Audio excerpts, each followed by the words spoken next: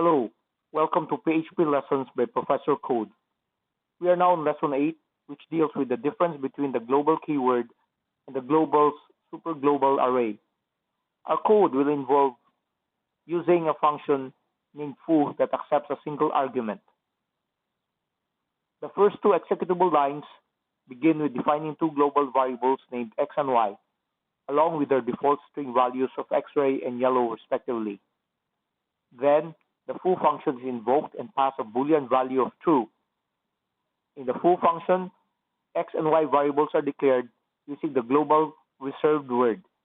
Variables defined or declared using global keyword would typically match or take after the names of existing variables of global scope, like the x and y variables in this case. A statement like global y, for example, is equivalent to the statement where variable y is made an alias of a global's array element.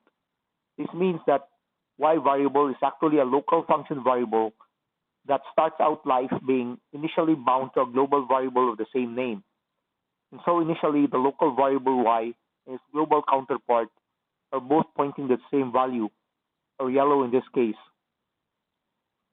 Since the useRef argument is currently set to true, the local variable y is rebound to the global variable x. This also effectively breaks or cancels the original binding to the global variable y. The result is that the local variable y has become an alias or pointed to the global variable x instead of to the global variable y. After the foo function returns, an echo of the global variable y shows that its value wasn't changed at all with the reference assignment in the foo function.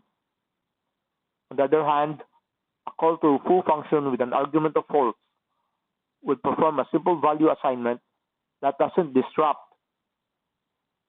but keeps the original binding or reference between the local and global y variables intact. So in this case, the local variable y is still pointing to its global namesake variable. When this function call returns, an echo shows that the global y variable's contents has changed, as would be expected. That ends Lesson 8. So until the next lessons, this is Professor Code signing off.